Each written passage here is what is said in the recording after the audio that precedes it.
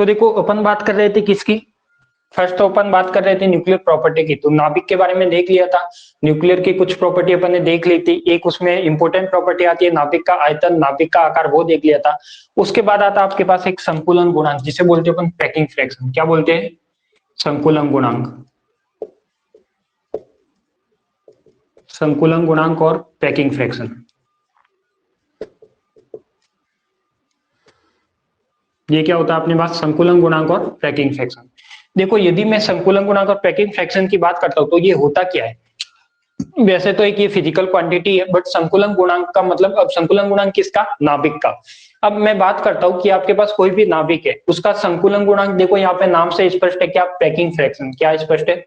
Packing fraction. Packing fraction का meaning होता है कि आपके पास जो भी नाभिक है उसमें प्रोटॉन और न्यूट्रॉन क्या रहते हैं? अंदर बांधे हुए, यानी बाउंड रहते हैं। उसी से रिलेटेड एक टर्म डिफाइन होती है यहाँ पे, संकुलन गुणांक एफ। तो मैं कह सकता हूं कि ये एफ किसके बराबर होता है? इसको संकुलन गुणांक को अपन डिनोट करते किससे? स्मॉल एफ या कैपिटल एफ से। तो मैं लिख सकता हूं यहाँ पे संकुलन गुणांक को किससे डिनोट करते हैं आप? स्मॉल एफ से या कैपिटल एफ से। और ये होता है आपके पास एम माइनस ए अपॉन में ए। क्या होता है आपके पास? एम माइनस ए अपॉन में ए। एम यहाँ पे क्या है? मास है, जो न्यूक्लियस होगा उसका मास होगा। ए यहाँ पे क्या है? मास नंबर है। ए क्या है आपके पास? मास नंबर है। और जो अपॉन में है वो भी क्या आपका? मास नंबर है। वो भी क्या है? मास नंबर है। तो मैं कह सकता हूं कि यहाँ पे जो संकुलन गुणांक होगा वो क्या होगा? M mass is equal to mass number upon में मास नंबर। तो ये आपका क्या डिफाइन होता है यहाँ पे? एफ। अब मैं कह सकता हूँ कि किनके लिए एफ पॉजिटिव होगा, किनके लिए नेगेटिव होगा। तो यदि मैं बात करता हूँ, फर्स्ट एक एग्जांपल लेता हूँ 6C12 के लिए। और चीज है, जो आपके पास कार्बन एटम होता है उसका जो एम होता है वो कितना होता है? एक तरह से 12 होता है। कितना होता है? 12 होता है। तो मैं कह सकता हूं कि यहाँ पे जो मास होगा वो कितना होगा आपका? एक तरह से 12 होगा। तो इसको मैं लिख सकता हूँ कि जो आपका एफ आएगा वो कितना आएगा? 12 माइनस मास नंबर भी कितना? 12 अपॉन में क्या हो जाएगा? 12। यानी ये क्या हो जाएगा अपना? 0। तो एक ऐसा न्यूक्लियस होता है जिसका संकुलन गुणांक 0 होता है, वो होता है आपके पास क्या? कार्बन। कि कार्बन एक ऐसा न्यूक्लियस है या ऐसा एटम है जिसका पैकिंग फ्रैक्शन या संकुलन गुणांक कितना होता है आपका? 0 होता है। उसके बाद यदि मैं बात करता हूँ कि संकुलन गुणांक में कौन से पॉजिटिव हो सकते हैं, कौन से नेगेटिव हो सकते हैं, तो यदि मैं बात करता हूँ हल्के नाभिक और भारे नाभिक की, तो आपको भी पता है हल्के नाभिक कौन से कहलाते हैं और भारे नाभिक कौन से कहलाते हैं। लाइट न्यूक्लियाई कौन से होते हैं, हेवी न्यूक्लियाई कौन से होते हैं। यदि मैं लाइट न्यूक्लियाई की बात करता हूँ तो लाइट न्यूक्लियाई का मतलब है आपके पास हल्के नाभिक। क्या होता है पास? हल्के नाभिक। और आप सभी जानते हो कि हल्के नाभिक कौन कौन से होते हैं? हल्के नाभिक जो अल्फा पार्टिकल से पहले आते हैं, जैसे 1s1, 1s2, 1s3, वो सारे के सारे क्या है? हल्के नाभिक है। जब मैं हल्के नाभिक की बात करता हूं तो इसका जो पैकिंग फ्रैक्शन आएगा वो क्या आएगा? एक तरह से इसको मैं शॉर्ट में पी एफ भी लिख सकता हूँ या फिर मैं एफ भी लिख सकता हूँ। तो उसका जो संकुलन गुणांक आएगा वो क्या आएगा? एक तरह से पॉजिटिव आएगा। तो जो भी आपके पास हल्के नाभिक होंगे उनका संकुलन गुणांक क्या आएगा? पॉजिटिव। और जो भारी नाभिक होंगे, और जो क्या होंगे आपके पास? भारी नाभिक होंगे, उनका संकुलन गुणांक क्या आएगा? नेगेटिव। बाकी आप यहां से भी देख सकते हो, यहां से भी एक आइडिया लगा सकते हो जनरल सा, कि यदि कार्बन एटम के पहले का कोई भी न्यूक्लियस आता है, जैसे कोई भी आपके पास हाइड्रोजन आ गया, हीलियम आ गया, लिथियम आ गया, बेरोन आ गया, बोरोन आ गया, तो मैं कह सकता हूं कि उस केस में तो आपका एफ क्या आएगा? पॉजिटिव। क्यों? क्योंकि यहाँ पे मैं कह सकता हूँ कि कार्बन एक बीच का ऐसा न्यूक्लियस आ रहा है जिसका मान क्या हो रहा है? Packing fraction 0। यानी इसके इधर वाले तो क्या होने चाहिए? कार्बन से पहले वाले सारे पॉजिटिव होने चाहिए और कार्बन के बाद वाले क्या होने चाहिए? सारे के सारे नेगेटिव होने चाहिए। तो ये एक छोटी सी प्रॉपर्टी है जो कहलाती है नाभिक का संकुलन गुणांक। तो ये होता है आपका नाभिक का संकुलन गुणांक F is equal to M minus A upon में ए। ये इसका फॉर्मूला आपको ध्यान में रखना है। यदि आप किसको स्क्रीनशॉट लेना हो तो ले लीजिए, एक एक करके स्क्रीनशॉट भी लेते रहिए, और ताकि आपको समझ में भी सही आ जाए।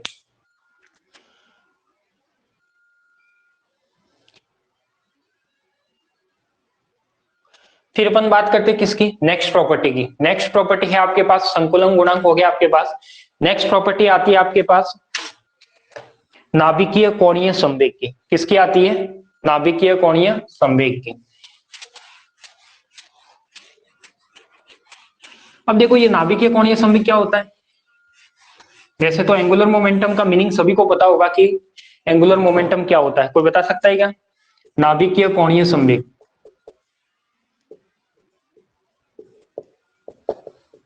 नाभिकीय कोणीय संवेग, न्यूक्लियर एंगुलर मोमेंटम।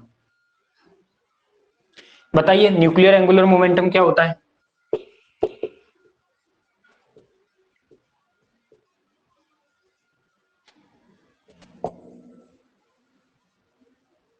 यदि मैं नाभिकीय कोणीय संवेग की बात करता हूं, किसकी बात करता हूं मैं, नाभिकीय कोणीय संवेग की बात करता हूं, तो मैं कह सकता हूं कि ये वाला जो कंसेप्ट दिया था वो किसने दिया था, पाउली ने दिया था। किसने दिया था, जब कोणीय संवेग को एक्सप्लेन किया था नाभिक के अंदर, वो किया था किसने, पाउली ने 1928 में। किसने किया था, पाउली ने 1928 में। अब इसमें बताया क्या कि जैसे आपके पास कोई एक, यदि मैं बात करता हूं रेखीय संवेग की, रेखीय संवेग का मतलब क्या होता है, यदि आपके पास कोई पार्टिकल है, यदि आपके पास कोई पार्टिकल है जो क्या है, m1 पार्टिकल है, v1 वेग से इधर जा रहा है, इसका वेग कितना है, v1।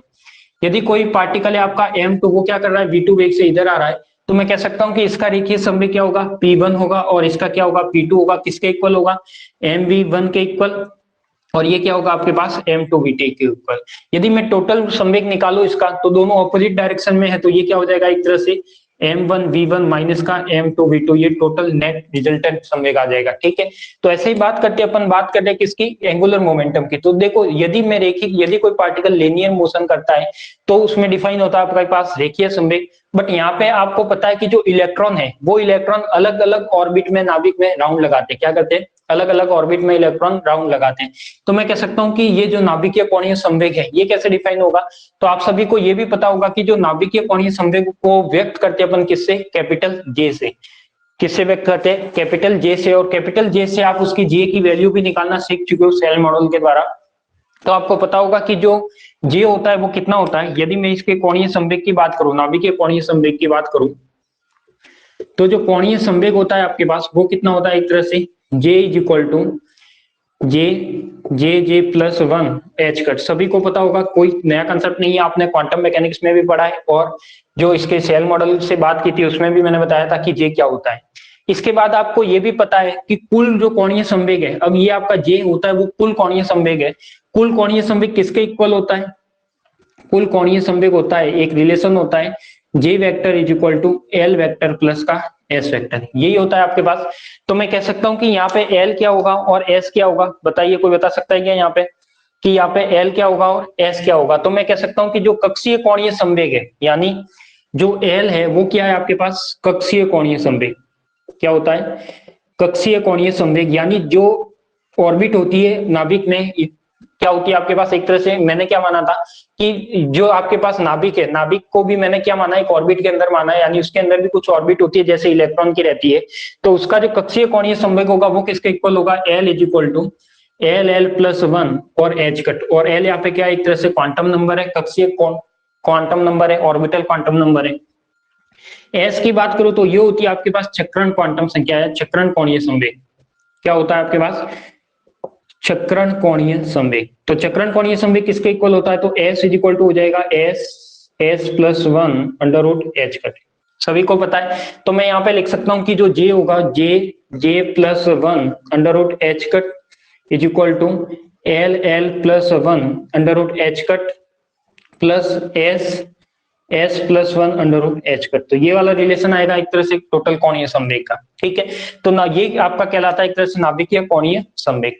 अब यदि मैं बात करता हूं कि इसमें जो एस की वैल्यू आती है वो क्या आती है, देखो ये तो आपके जब एल की वैल्यू कैसे, जो ऑर्बिट होती है, जैसे एस ऑर्बिट के लिए एल आप 0 रखते हो, जैसे पी ऑर्बिट के लिए एल 1 रखते हो, डी ऑर्बिट है तो उसके लिए क्या रखते हो, 2 रखते हो। ऐसे आप निकाल के एल की वैल्यू निकाल सकते हो। और स्पिन की वैल्यू की यदि बात करें, स्पिन का फॉर्मूला आपके पास, आपको पता है कि एस इज इक्वल टू क्या होता है, S plus one under root H cut. अब आप सभी जानते हो कि स्पिन या तो पॉजिटिव हाफ होगा या नेगेटिव हाफ होगा। तो मैं कह सकता हूं कि यदि स्पिन, सभी को पता होगी कि स्पिन क्या होती है, एक तरह से 1/2 होता है। क्या होता है, 1/2। यदि मैं एस की जगह क्या रख दूं, यहाँ पे 1/2 रखता हूं, तो ये क्या आ जाएगा, इलेक्ट्रॉन के लिए या किसी भी पार्टिकल के लिए आप स्पिन 1/2 ही डिफाइन करते हैं। तो ये क्या हो जाएगा, 1/2 प्लस वन एच कट। तो ये हो जाएगा आपके पास एस 1/2 3/2 एच कट, और ये हो जाएगा आपके पास S is equal to under root 3/2 h cut. तो हमेशा जो एस की वैल्यू आएगी वो किसी भी पार्टिकल के लिए क्या होगी, ये होगी। तो मैं कह सकता हूं कि यहाँ पे जो नाभिकीय कोणीय संवेग है उसका कुल कोणीय संवेग J is equal to L plus S होता है, जहां पर जे क्या है, कुल कोणीय संवेग है, एस क्या है, चक्रण कोणीय संवेग है, एल क्या है, कक्षीय कोणीय संवेग है।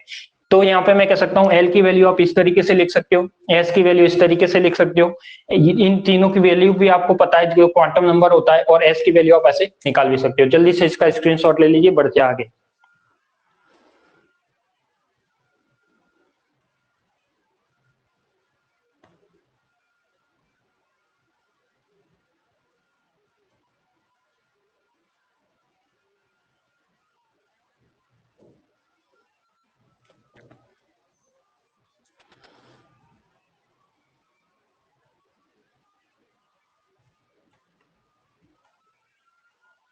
बढ़े आगे।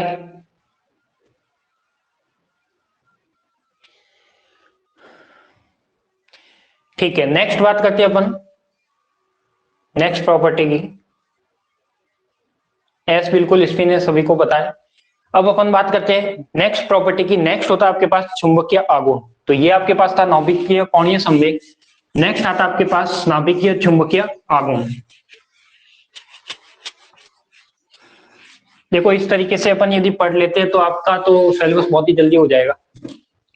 नेक्स्ट अपन बात करते हैं नाभिकीय चुंबकीय आघूर्ण। ये सारी न्यूक्लियर की प्रॉपर्टी चल रही है। नाभिकीय चुंबकीय आघूर्ण यानी मैग्नेटिक मोमेंट। क्या है आपके पास? Magnetic moment. अब देखो ये जो मैग्नेटिक मोमेंट होता है वो क्या होता है, ये अपन को देखना है। अब मैं बात करता हूं कि जो आपके पास जो मैग्नेटिक मोमेंट होगा वो दो का होगा। किस किस का? एक तो होता है आपके पास कक्षीय मैग्नेटिक, यानी कक्षीय जो आपके पास अलग अलग ऑर्बिट होती है उसका चुंबकीय आघूर्ण होता है, जिसे अपन म्यू एल से लिखते हैं। एक होता है आपके पास चक्रण का, उसका क्या होता है आपके पास? मैग्नेटिक मोमेंट होता है। तो मैं लिख सकता हूँ कि जो चुंबकीय आघूर्ण होता है म्यू जे, टोटल के लिए क्या आता है म्यू जे, वो किसके इक्वल होता है? म्यू एल प्लस का म्यू एस। क्या होता है? म्यू एल प्लस का म्यू एस। और जो आपके पास कक्षीय गति के लिए जो चुंबकीय आघूर्ण आता है, मैं लिख सकता हूं कि जो कक्षीय गति के लिए जो चुंबकीय आघूर्ण आएगा, क्या आएगा? कक्षीय गति के लिए जो चुंबकीय आघूर्ण आएगा म्यू एल, वो वैल्यू क्या होगी? आप सभी को पता है कि जो कक्षीय गति के चुंबकीय आघूर्ण की बात करते हैं तो वो आता है आपके पास ई एल अपॉन में 2m। ठीक है, या फिर इसको आप ऐसे भी लिख सकते हो। ऐसे यदि मैं चक्रण के लिए बात करूं, चक्रीय गति के लिए, चक्रण गति के लिए जो चुंबकीय आघूर्ण आएगा यानी एस के लिए जो चुंबकीय आघूर्ण आएगा वो क्या आएगा आपके पास?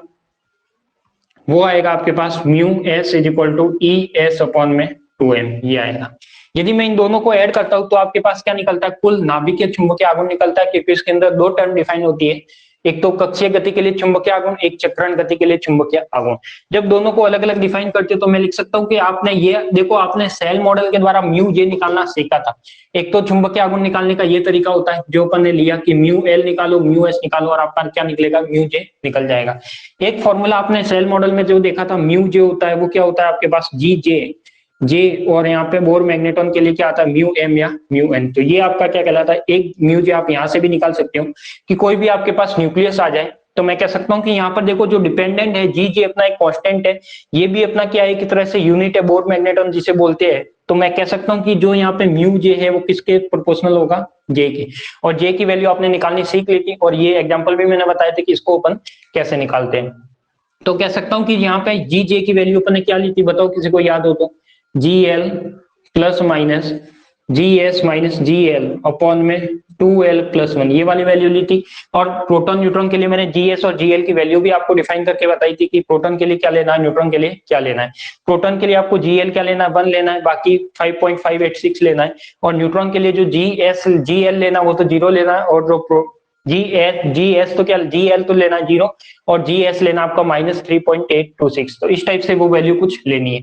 तो वो मैंने आपको ये यदि फॉर्मूला आपको निकालना सीखना है तो आपको मुझे सेल मॉडल का जो भी वीडियो मैंने आपको बना के डाला है वो क्लास आपको देखनी होगी, तो वहां से आप इजीली सीख सकते हो कि ये इसका क्या होता है, चुंबकीय आघूर्ण होता है। तो चुंबकीय आघूर्ण से अपन देख सकते हैं कि यहाँ पे म्यू जे किस पर डिपेंडेंट है, प्रोपोर्शनल है किसके? जे के।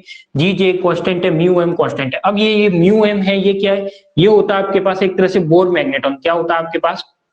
बोर मैग्नेटॉन, जो इसकी क्या है, एक यूनिट है। क्या है आपके पास?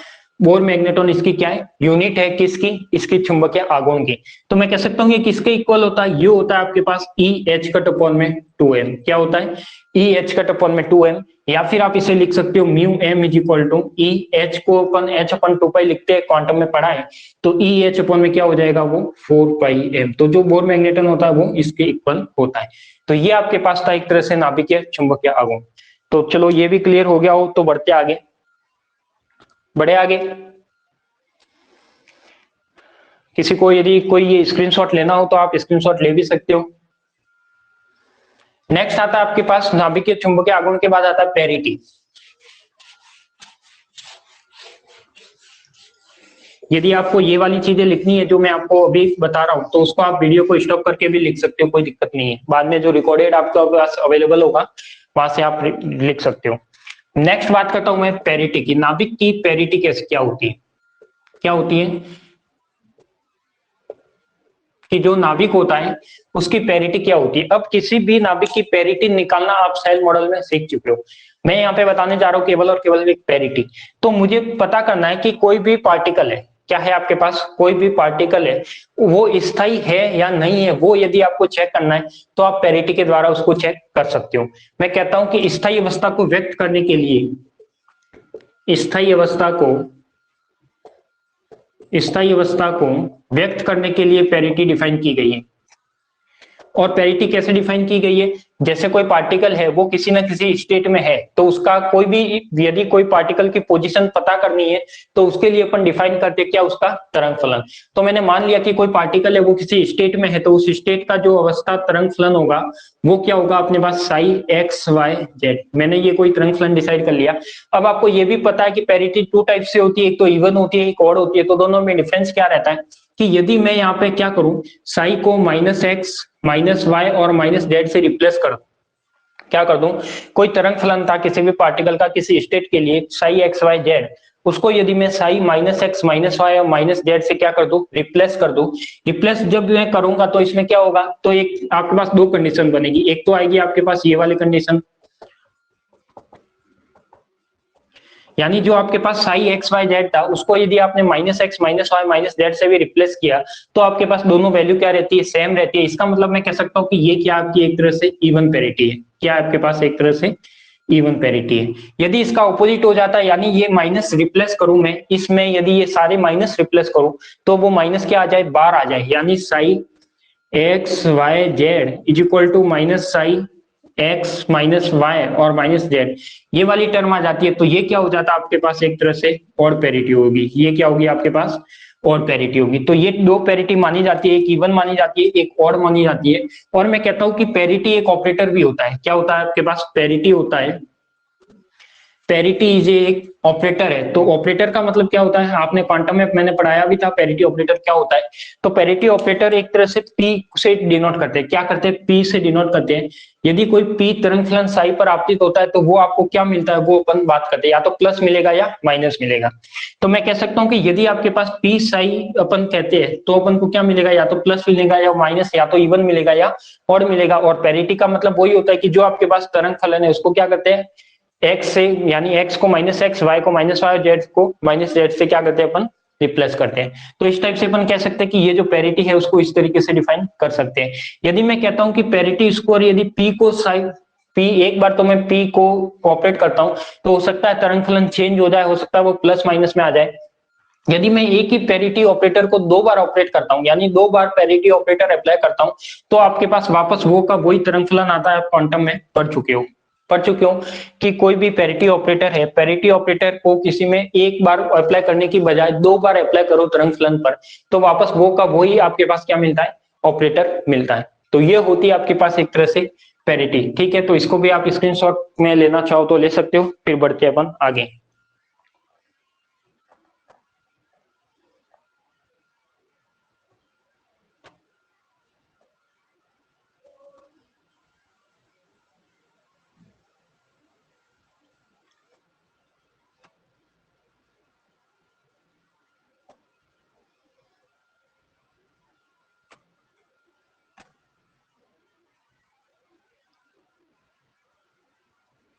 बढ़े आगे। अब अपन बात करते हैं कुछ नेक्स्ट प्रॉपर्टी की। देखो नेक्स्ट प्रॉपर्टी में क्या क्या आता है वो अपन को देखना है। तो अब ये सारी प्रॉपर्टी तो क्या थी आपके पास, एक तरह से नॉर्मल प्रॉपर्टी थी। अब अपन आते हैं कुछ कैलकुलेशन जो एक इंपॉर्टेंट प्रॉपर्टी बताती है, सारी की सारी उस पे आते हैं। ठीक है, तो ये तो एक तरह से न्यूक्लियर की प्रॉपर्टी हो गई। अब जो आगे वाले हैं वो आप अलग से चाहे टॉपिक मान लो या प्रॉपर्टी मान लो, जो भी मान लो एक ही बात है। अब अपन बात करते हैं, पहले तो अपन ने देखा था कि जो भी नाभिक का मास होता है, क्या होता है आपके पास, जो भी नाभिक का मास होता है उस मास को मैं किस में लिखता हूं, AMU एटॉमिक मास यूनिट में लिखता हूं। क्लियर। तो आपके पास एक रिलेशन आता है, क्या आता है, रिलेशन आता है AMU एंड MEV में संबंध। क्या आता है, AMU और MEV में संबंध। इसका मतलब क्या है कि AMU और MEV में क्या संबंध आएगा वो अपन को देखना है। तो यदि मैं बात करता हूं कि आपने पास कोई भी न्यूक्लियस है, उस न्यूक्लियस कंसिडर कर लिया ZX से आपके पास क्या है, कोई न्यूक्लियस है, ये ZX से कोई न्यूक्लियस है। अब मुझे क्या करना है, पहले तो AMU एटॉमिक मास यूनिट और MeV देखना है। तो मैं यदि बात करता हूं कि यदि आपके पास आइंस्टीन का जो रिलेशन है, जो आइंस्टीन का ऊर्जा संबंध है, यानी मैं कहने जा रहा हूं कि जो यदि आपके पास यदि कोई AMU की फॉर्म में कोई मास दिया हुआ आता है, उसको यदि आपको एनर्जी में कन्वर्ट करना है, आइंस्टीन का रिलेशन क्या कहता है, E is equal to MC square, E is equal to MC square. इसका मतलब क्या हुआ, एनर्जी मास में कन्वर्ट और मास एनर्जी में कन्वर्ट ऐसे कर सकते हैं, तो बिल्कुल ये भी कर सकते हैं। तो नाभिक में अपन ये कर सकते हैं इस फॉर्मूले के बेस पे। तो मैं कह सकता हूं कि जो E होता है वो आपका क्या, एक तरह से 1 AMU है, क्या आपके पास 1 AMU। और जो आपके पास C स्क्वायर है, वो C स्क्वायर है लाइट की वेलोसिटी 3 × 10⁸ मीटर पर सेकेंड। मैं यहाँ पे कहता हूं कि AMU 1 AMU कितना होता है, आप सभी को पता है 1.66 10⁻⁻⁷, ये कितना होता है 3 × 10⁸ का स्क्वायर, ये हो जाएगा। अब मुझे जो मैंने बताया था कि यदि आप जो भी नाभिक के लिए जो एनर्जी निकालते हो, वो निकालनी है आपको हमेशा इलेक्ट्रॉन वोल्ट या मेगा इलेक्ट्रॉन वोल्ट या मिलियन इलेक्ट्रॉन वोल्ट। तो यदि मुझे यहाँ पे MEV में इसको कन्वर्ट करना है, तो मैं इसमें क्या करूंगा, MEV से मल्टीप्लाई डिवाइड करूंगा, यही करूंगा। तो मैं क्या करता हूँ यहाँ पे MEV, या फिर आप क्या करो, एक बार इलेक्ट्रॉन से मल्टीप्लाई कर लो, ठीक है, ये तो कर सकते हो। तो ये क्या हो जाएगा आपके पास, E is equal to 1.66 10⁻⁻⁷ into 9 into 10⁻16 अपन में क्या हो जाएगा 1.6 इंटू 10⁻⁻19। ये सारा का सारा आप सॉल्व करोगे तो ये किस में आएगा, एक तरह से इलेक्ट्रॉन वोल्ट में। तो इसको आपको किस में कन्वर्ट करना है, MEV में कन्वर्ट करना है। किस में कन्वर्ट करना है, MEV में। तो यदि आप इसको MEV में कैलकुलेशन करके निकालते हो तो ये संबंध आता है आपका 931.5 MEV, जिसको अपन राउंड फिगर में क्या लेते हैं 931 MEV से कैलकुलेशन में सॉल्व करने के लिए यूज लेते हैं।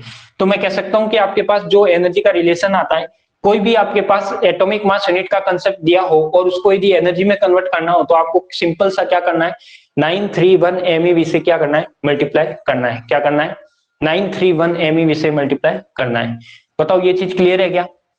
आइंस्टीन का एक फॉर्मूला होता है E is equal to MC square, यहाँ पे E is equal to 1 AMU है इंटू क्या आपके पास C स्क्वायर। फिर यहाँ पे 1 AMU अपन ने कल निकाला था, किसके इक्वल होता है 1.66 इंटू 10⁻⁻27 3 इंटू 10⁸ मीटर पर सेकंड का क्या हो जाएगा स्क्वायर। तो और इसको मैं इलेक्ट्रॉन वोल्ट में कन्वर्ट करने के लिए इलेक्ट्रॉन वोल्ट का क्या कर लिया मैंने, मल्टीप्लाई डिवाइड। जब ये मल्टीप्लाई डिवाइड किया तो यहाँ पे जो सॉल्यूशन करने के बाद आएगा वो क्या मिलेगा आपको 931 MEV। बहुत ही इंपोर्टेंट कंसेप्ट है, हर न्यूमेरिकल में काम आएगा, हर जगह ये कंसेप्ट काम आने वाला है। तो इसको आप यदि नोट डाउन करना चाहो रफ में तो कर लीजिए, और स्क्रीनशॉट लेना चाहो तो ले लीजिए, ठीक है। तो ये क्या हो जाएगा आपके पास AMU is equal to 931 MEV। अब देखो एक कंसेप्ट यहाँ पे ये भी आता है, ये एक कंसेप्ट क्या आता है, ये भी आता है। अब जैसे आपके पास E कितना आया, E आया आपके पास 931 MEV, ठीक है। आपके पास ये E हो गया, और ये क्या होता है आपके पास एक तरह से MC स्क्वायर। यानी मैं कह सकता हूं कि जो MC स्क्वायर के इक्वल में आया वो रिजल्ट आपका ये आया। ये कह सकते हो कि MC स्क्वायर में जो रिजल्ट आया वो ये आया। तो क्या मैं इसको ऐसे लिख सकता हूं कि ये तो मैंने ले लिया क्या AMU, यानी जो मास था उसको मैंने ले लिया 1 AMU, और क्या मैं इसको ऐसे लिख सकता हूँ 931 MEV अपॉन में C स्क्वायर। क्या लिख सकता हूँ, क्या बिल्कुल लिख सकता हूँ। यहाँ पे जब 931 MEV is equal to MC square के इक्वल है, मुझे 1 एटॉमिक मास यूनिट निकालनी है, तो 1 एटॉमिक मास यूनिट किसके इक्वल आ जाएगा, AMU is equal to 931 MEV upon में क्या आ जाएगा C स्क्वायर। क्लियर। तो यहाँ से आपको कोई भी डाउट रहना नहीं चाहिए, इस तरीके से भी आप लिख सकते हो। तो ये आपके पास एक रिलेशन आता है, जो ऊर्जा का संबंध होता है E is equal to 931 MEV, और इससे ये वाला जो कंसेप्ट है वो हर न्यूमेरिकल में आपके काम आने वाला है। चले आगे। अब अपन बात करने वाले कुछ नए कंसेप्ट की।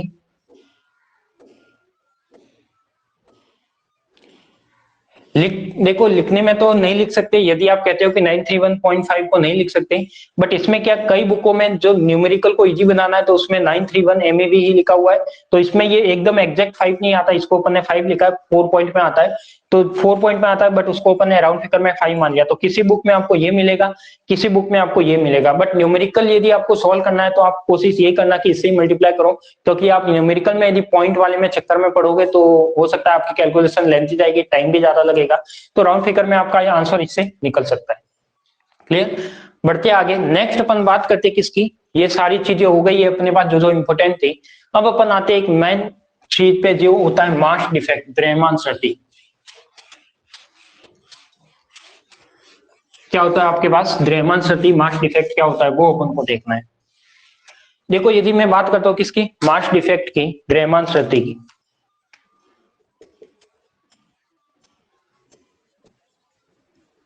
बहुत ही इंपोर्टेंट कंसेप्ट है। क्या है मास डिफेक्ट?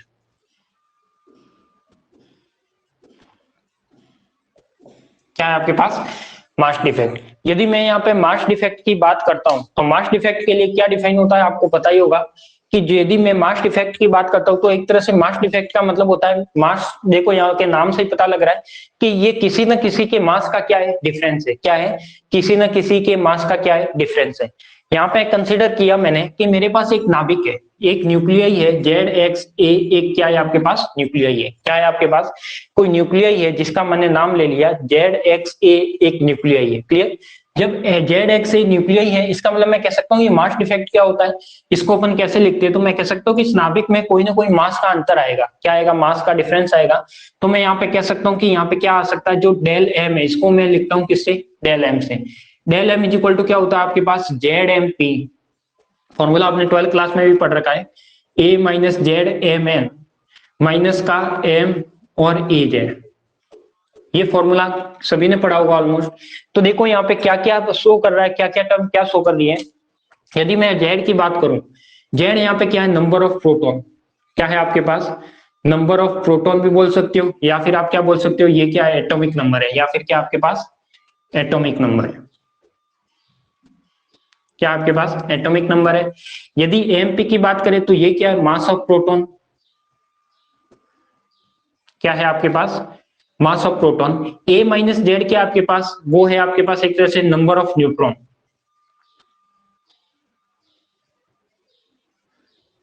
क्या है आपके पास? Number of neutron. यदि मैं एम की बात करूं, देखो एम क्या होता है आपके पास, यदि मैं एम की बात करूं तो वो होता है मास of neutron, mass of neutron.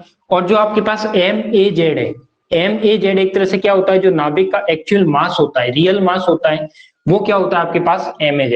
तो मैं यहाँ पे क्या लिख सकता हूँ, देखो मैं यहाँ पे लिख सकता हूँ कि नाभिक में जो न्यूक्लियन का मास होता है, क्या नाभिक में जो न्यूक्लियन का मास, देखो मास ऑफ प्रोटॉन ये है आपका मास ऑफ न्यूट्रॉन, यानी जितने मास ऑफ, जितने नंबर है प्रोटॉन के उसका मास ऑफ प्रोटॉन से मल्टीप्लाई करोगे तो कितना, किसका मास आ जाएगा, जितने भी टोटल मास ऑफ प्रोटॉन है आपके पास किसी नाभिक में वो आ जाएगा, टोटल मास ऑफ न्यूट्रॉन आ जाएगा। और उसमें से यदि मैं किसी भी नाभिक का एम यानी कोई रियल मास होता है वो लेस करता हूं तो वो आपके पास क्या मिलेगा, एक तरह से मास डिफेक्ट मिलेगा। क्या मिलेगा?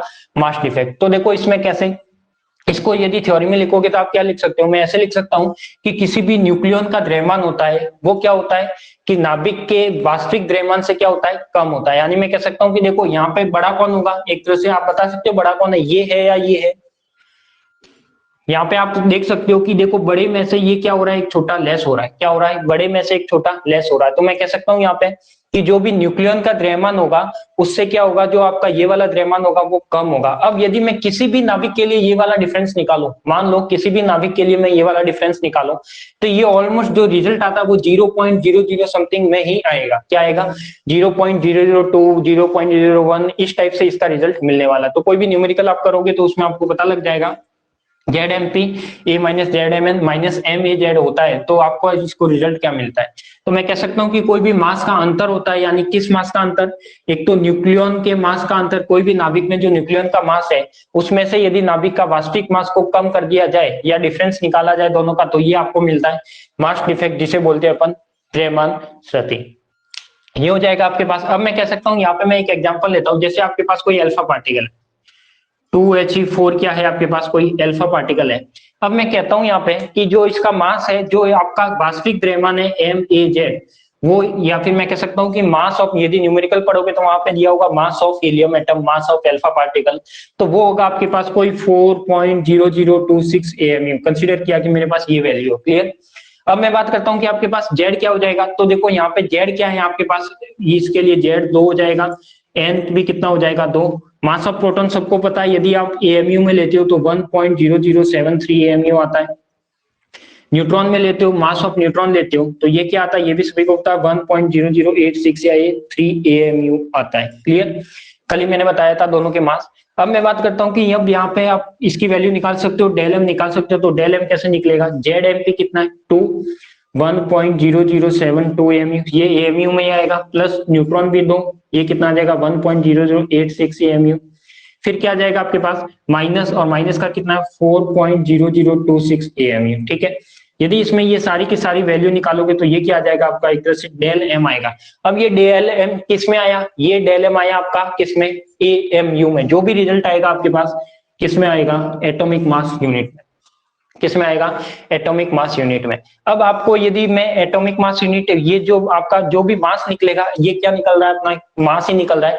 तो मास हमेशा किस में निकलता है, किसी भी नाभिक का मास हमेशा एटॉमिक मास यूनिट की टर्म में आता है। तो यहाँ से यदि AMU सभी में आएगा, इसकी यूनिट, इसकी यूनिट और इसकी यूनिट, तो AMU को आप बाहर ले लो, कोई कॉमन आ जाएगा, और जो भी रिजल्ट निकलेगा किसी भी नाभिक का वो एटॉमिक मास यूनिट में निकलेगा। क्लियर, तो ये तो होता है अपना एक मास डिफेक्ट, जो द्रव्यमान शर्ती के रूप से जाना जाता है।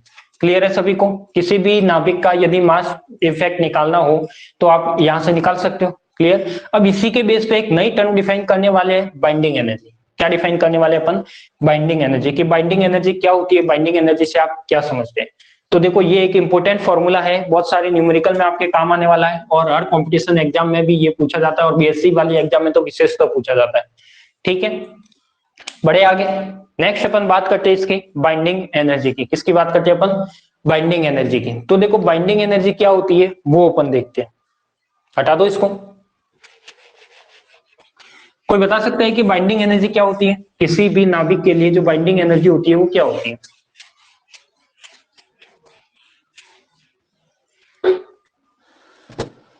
बताइए जल्दी, कि किसी भी नाभिक के लिए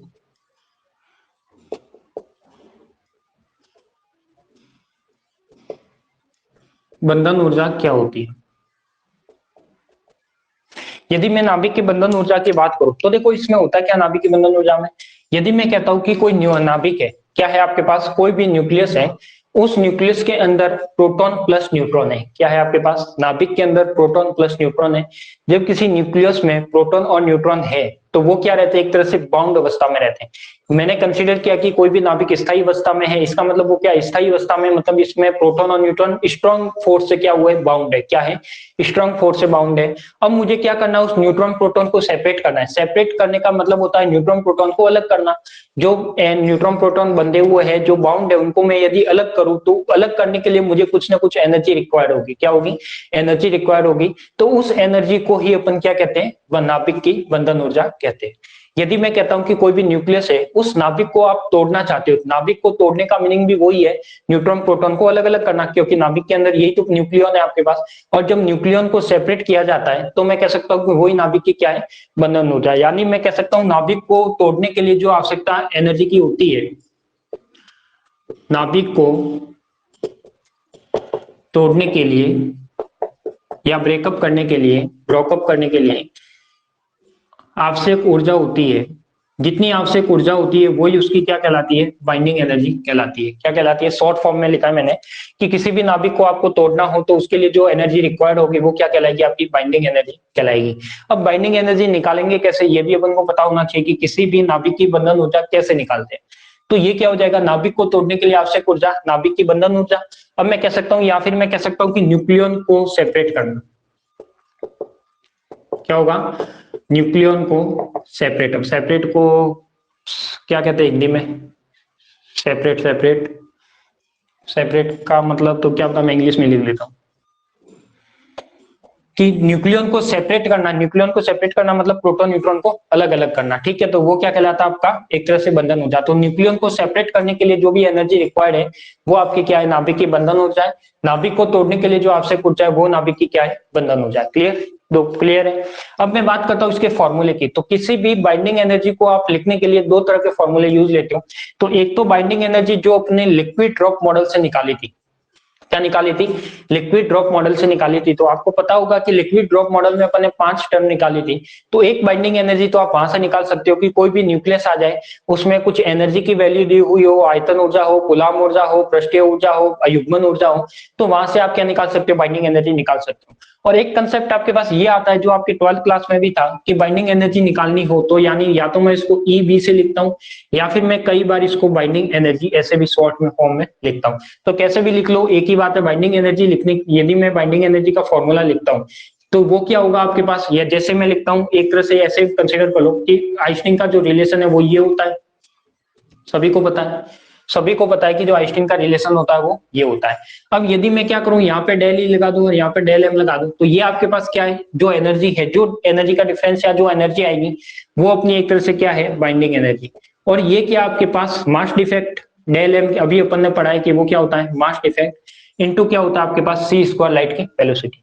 अब मैं कहता हूं कि यहाँ पे मास डिफेक्ट का फॉर्मूला क्या आता है, यदि बाइंडिंग एनर्जी की बात करता हूँ तो binding energy is equal to Z M P plus A minus Z M N minus इसका वास्तविक द्रव्यमान या रियल द्रव्यमान एम ए जेड। ये तो क्या आ जाया था आपके पास, मास डिफेक्ट आया था, इनटू यहाँ पे ये सब किस में आया है, ए एम यू में, और ये क्या हो जाएगा एक तरह से सी स्क्वायर, क्योंकि ये सारा का सारा मास है, सारा मास किस में आएगा, एटॉमिक मास यूनिट में। और अभी मैंने बताया था कि 1 एएमयू किसके इक्वल होता है, 931 एमईवी अपॉन में सी स्क्वायर के। तो यहाँ पे क्या हो जाएगी, जो आपकी बाइंडिंग एनर्जी है वो हो जाएगी आपके पास Z M P plus A minus Z M N minus M A Z, और ये क्या हो जाएगा आपके पास 931 एम ई वी अपॉन में C square into C square. C square से सी स्क्वायर कैंसिल आउट, तो जो भी आपके पास बाइंडिंग एनर्जी बचेगी वो क्या बचेगी, Z M P plus A minus Z M N, Z M P plus A minus Z M N minus का एम ए जेड, माइनस का एम ए जेड, और ये क्या हो जाएगा, सीधा सा सीधा मल्टीप्लाई होगा 931 एम ई वी से। तो सिंपल सा कंसेप्ट आप याद रख सकते हो कि कोई भी बाइंडिंग एनर्जी आपको निकालनी हो तो बाइंडिंग एनर्जी के लिए फॉर्मूला क्या आता है आपके पास, कि जो भी मास डिफेक्ट आएगा उसका 931 एमईवी से मल्टीप्लाई कर दो। इसका रिजल्ट मैं ये लिख सकता हूँ कि जो भी बाइंडिंग एनर्जी आई वो क्या आया, मास डिफेक्ट, बीच वाली टर्म क्या आपके पास, मास डिफेक्ट। उस मास डिफेक्ट को मैं 931 एमईवी से मल्टीप्लाई करता हूँ सीधा सा, तो वो क्या आ जाएगा आपके पास, एक तरह से बाइंडिंग एनर्जी मिल जाएगी। यही कंसेप्ट है। और जो बाइंडिंग एनर्जी का फॉर्मूला होता है वो क्या होता है आपके पास, ये होता है। क्लियर। तो यहां से आप देखो, यदि कोई भी मास या कोई भी न्यूक्लियस की बाइंडिंग एनर्जी निकालना चाहो तो निकाल सकते हो। Mass defect into C square energy के रिलेशन से निकाला है, तो मास डिफेक्ट क्या हो जाएगा, Z M P A minus Z M N, यहाँ पे mass of proton, number of proton, mass of neutron, ये मास ऑफ न्यूट्रॉन, ये नंबर ऑफ न्यूट्रॉन, ये किसी भी न्यूक्लियस का वास्तविक द्रव्यमान, ये हो जाएगा इसकी यूनिट, और ये हो जाएगा सी स्क्वायर। और 1 एएमयू भी अपन ने निकाल के देखा था कि किसके इक्वल आया था, 931 एमईवी अपॉन में सी स्क्वायर के। तो मैं डायरेक्ट लिख सकता हूँ कि जो भी बाइंडिंग एनर्जी निकालनी है उसका मास डिफेक्ट निकाल के मैं सीधा 931 एमईवी से मल्टीप्लाई कर लेता हूँ, तो आपके पास क्या निकल जाएगी, इसकी एनर्जी निकल जाएगी। और एनर्जी भी कौन सी, बाइंडिंग एनर्जी जो नाभिक को तोड़ने के लिए आवश्यक होती है। तो ये आपके क्या होती है, नाभिक की बंधन ऊर्जा होती है। तो किसी भी नाभिक की बंधन ऊर्जा निकालनी है तो आप इस तरीके से निकाल सकते हो। क्लियर। बताओ, बढ़े आगे। ये छोटे छोटे जो कंसेप्ट है वो ध्यान में रखने हैं, और इंपोर्टेंट, सारे के सारे इंपोर्टेंट कंसेप्ट है। ठीक है। अब मैं आता हूं पर न्यूक्लियन बाइंडिंग एनर्जी। ये तो था आपके पास नाभिक की बंधन ऊर्जा, बाइंडिंग एनर्जी ऑफ न्यूक्लियन। अब मैं बात करता हूं प्रति न्यूक्लियन बाइंडिंग एनर्जी। किसकी बात करता हूं, प्रति न्यूक्लियन बाइंडिंग एनर्जी। तो देखो प्रति न्यूक्लियन बाइंडिंग एनर्जी क्या होती है वो देखते हैं।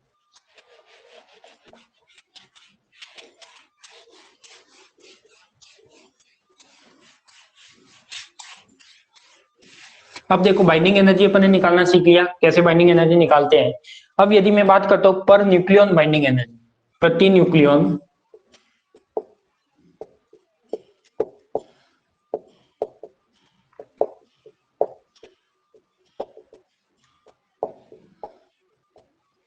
अब सबसे पहले तो ये होता क्या है पर न्यूक्लियन बाइंडिंग एनर्जी, यानी आपके पास जितनी भी न्यूक्लियन है, मान लिया कि जेड एक्स में टोटल नंबर ऑफ न्यूक्लियन क्या है, ए, यानी जो उसका मास नंबर है वो टोटल न्यूक्लियन है जिसमें प्रोटॉन न्यूट्रॉन दोनों आ जाएंगे।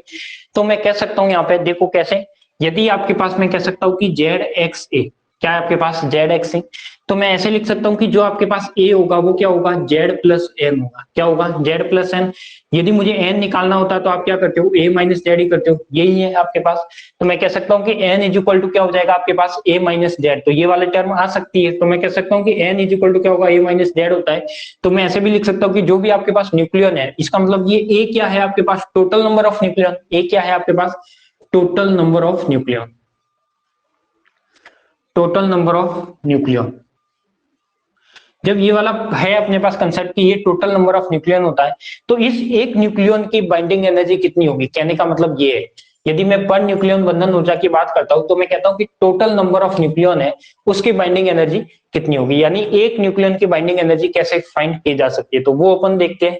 तो अपन बात करते हैं कि कैसे निकाल सकते हैं इसको। इसको अपन निकाल सकते हैं, देखो अपन ने जो भी बाइंडिंग एनर्जी निकाली है, क्या निकाली है अपन ने, बाइंडिंग एनर्जी निकाली है। बाइंडिंग एनर्जी क्या निकाली है अपन ने, Z M P plus A minus Z M N minus M A Z, ये मास डिफेक्ट हो जाएगा इनटू क्या हो जाएगा आपके पास सी स्क्वायर, या फिर आप ऐसे भी लिख सकते हो binding energy is equal to Z M P plus A minus Z M N minus M A Z, ये लिख सकते हो। और ये क्या हो जाएगा साथ में 931 MeV, ये आप सबने पढ़ा है। अब मैं कहता हूं मुझे निकालनी है पर न्यूक्लियन बाइंडिंग एनर्जी, तो पर न्यूक्लियन बाइंडिंग एनर्जी निकालने के लिए ये क्या करोगे आप, इसके ऊपर लगाओगे बार, या तो आप ई बी के ऊपर बार लगाना या फिर बी डॉट ई के ऊपर बार लगाना, कैसे भी सिंबल में व्यक्त कर सकते हो। तो ये क्या आ जाएगा आपके पास, जो बाइंडिंग एनर्जी है उसमें डिवाइड करना है किसका, नंबर ऑफ न्यूक्लियन का, टोटल नंबर ऑफ न्यूक्लियन का। तो उससे क्या निकलेगी आपकी टोटल बाइंडिंग एनर्जी निकलेगी। अब यदि मैं कहता हूं कि आपके पास ये क्या है, आपके पास पर न्यूक्लियन बाइंडिंग एनर्जी, क्या है आपके पास पर न्यूक्लियन बाइंडिंग एनर्जी। अब मैं कहता हूं एक ले लिया एग्जांपल की 6C12 है आपके पास और उसकी बाइंडिंग एनर्जी दे रखी है अपन को कुछ 12.0026 AMU में, ये कुछ दे रखी है। या फिर मैं बाइंडिंग एनर्जी की बात करता हूँ कि किसमें दे रखी है, MeV में। तो यदि कोई ऐसी कोई बाइंडिंग एनर्जी आ जाए तो आप पर न्यूक्लियन बाइंडिंग एनर्जी कैसे निकालोगे, किसी भी नाभिक की पर न्यूक्लियन बाइंडिंग एनर्जी निकालने के लिए जो भी बाइंडिंग एनर्जी आएगी, यदि बाइंडिंग एनर्जी दी हुई है तो ठीक है, नहीं दी हुई तो बाइंडिंग एनर्जी का फॉर्मूला पता ये रहा आपके सामने, तो इससे आप पहले बाइंडिंग एनर्जी निकालो। प्रोटॉन कितना हो जाएगा 6, मास ऑफ प्रोटॉन पता है, मास ऑफ न्यूट्रॉन पता है, नंबर कितना हो जाएगा न्यूट्रॉन का 6, और रियल मास आपका इसमें दिया होगा कहीं ना कहीं, तो वो मास लेना है, ठीक है। तो यहाँ पे क्या जाएगा आपके पास, बाइंडिंग एनर्जी यदि MeV है तो मैं लिख सकता हूँ कि 12.0026, यहाँ पे डिवाइड लगाना है किसका, 12 का, तो वो क्या निकलेगी अपने पास, एक तरह से जो भी आंसर आएगा वो क्या कहलाएगा आपका पर न्यूक्लियन बाइंडिंग एनर्जी कहलाएगा। क्या कहलाएगा, पर न्यूक्लियन बाइंडिंग एनर्जी कहलाएगा। अब यहाँ पे एक कंसेप्ट आता है उसकी अपन बात करते हैं, कर्व बनता है इसके बीच में, ये लास्ट टॉपिक है बस, ये लास्ट प्रॉपर्टी न्यूक्लियस, इसके बीच में क्या बनता है, कर्व बनता है। तो पहले अपन वो कर्व बना लेते हैं, फॉर्मूला आपको पता लग गया बाइंडिंग एनर्जी पर न्यूक्लियन का, किसी भी चीज का निकालना तो आप निकाल सकते हो। अब अपन बात करते हैं किसकी, बाइंडिंग एनर्जी पर न्यूक्लियन के कर्व की। तो देखो बाइंडिंग एनर्जी पर न्यूक्लियन होता क्या है, बाइंडिंग एनर्जी अपॉन में ए, ठीक है, ये होता है। अब मैं इसका एक कर्व ड्रॉ करता हूं। कर्व क्या है, कर्व आपने 12th में भी देखा था और यहाँ भी देखना अपन को। देखो यहाँ पे क्या आता है आपके पास, मास नंबर, यहाँ पे क्या आता है मास नंबर, यहाँ पे आता है बाइंडिंग एनर्जी पर न्यूक्लियन, क्या आता है बाइंडिंग एनर्जी पर न्यूक्लियन।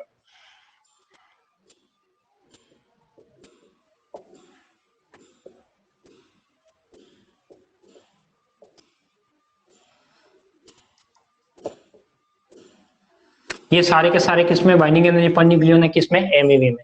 ये आपके पास क्या है, मास नंबर, तो मास नंबर मैंने ले लिया 0,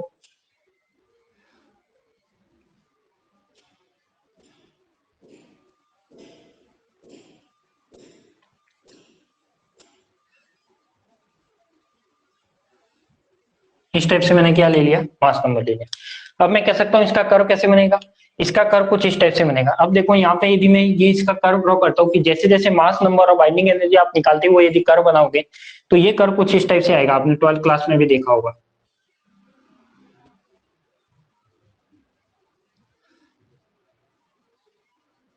अब देखो यहाँ से ये कर्व क्या हो जाता है, फिर एक सैचुरेशन में होने लगता है, क्या होने लगता है, सैचुरेशन में होने लगता है, और ये कुछ इस टाइप से ये कर्व आता है, ठीक है। अब इस कर्व का मीनिंग क्या है, तो देखो ये जो कर्व है तो 3 पार्ट में बटा हुआ है, कैसे, जो ये जो कर्व है वो आपके पास क्या है 3 पार्ट में बटा हुआ है, कैसे, जो इसका मास नंबर है, यदि मैं ए जब आपके पास तीन कंडीशन है। ए यदि क्या है आपके पास 50 से कम है, क्या है जिसका मास नंबर 50 के से कम है, इसका मतलब देखो यहाँ पे मास नंबर बढ़ाने पर आपके पास जो बाइंडिंग एनर्जी पर न्यूक्लियन है वो भी बढ़ रही है। यानी मैं यहाँ से इस रेंज की बात करूँ तो पहले बढ़ रही है, कुछ में घटेगी, वापस कुछ बढ़ेगी, वापस कुछ घटेगी, वापस कुछ बढ़ेगी, इस तरीके से चलता रहेगा। यानी मैं इसमें क्या होगा, यदि मैं मास नंबर इंक्रीज करता हूँ, क्या ये वाला मास नंबर इंक्रीज करता हूँ, या फिर मैं कह सकता हूँ ए इंक्रीज करता हूँ, तो यहाँ पे क्या हो जाएगा, इसका सिंबल क्या है, कोई भी न्यूक्लियस का ए इंक्रीज करता हूँ, क्या आपके पास बाइंडिंग एनर्जी पर न्यूक्लियन में क्या होगी, एक तरह से इंक्रीज होगी।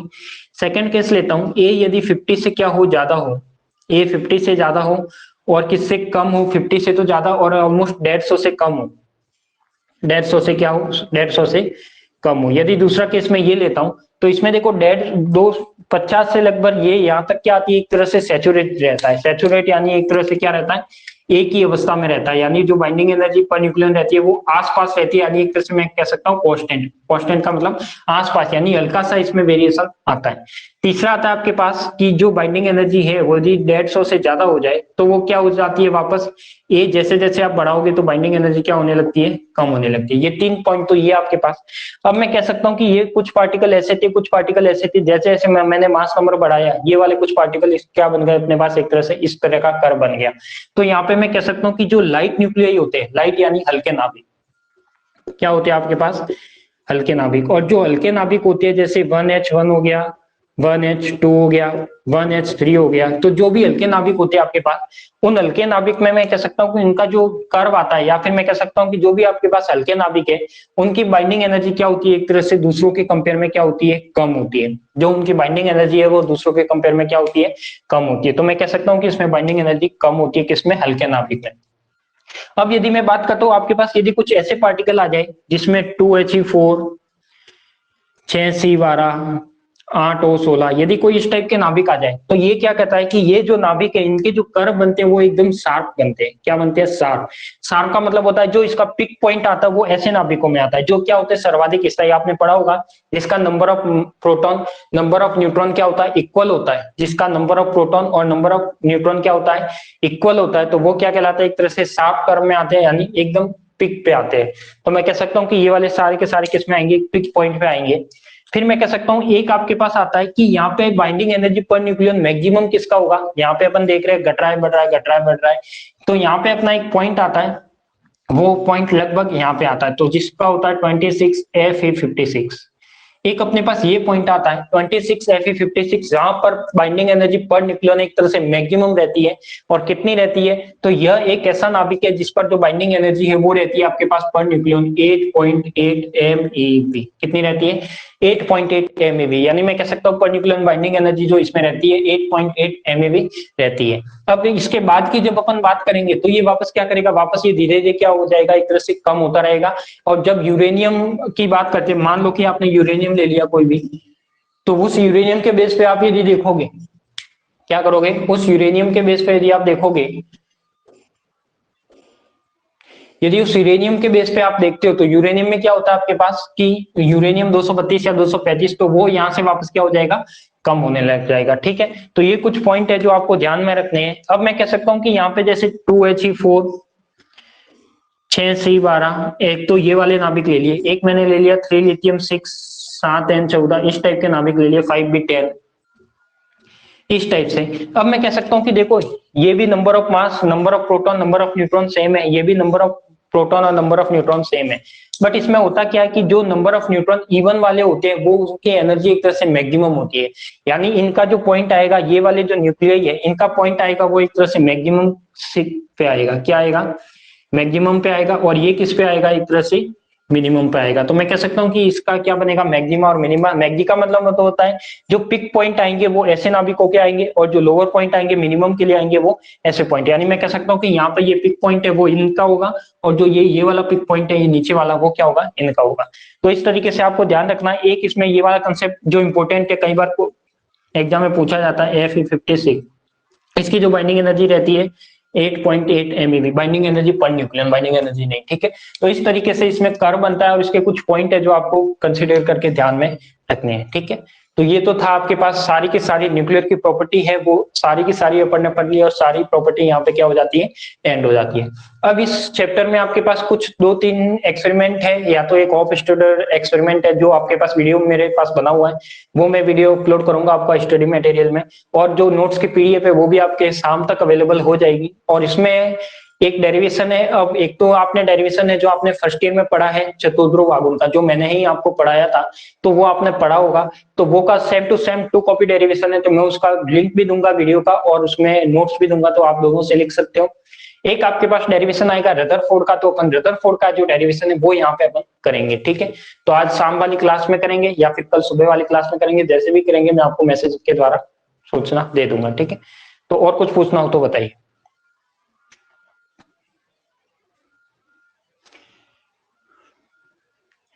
ठीक है, तो आज के लिए तो इतना ही, फिर बढ़ते अपन वापस शाम को मिलते हैं।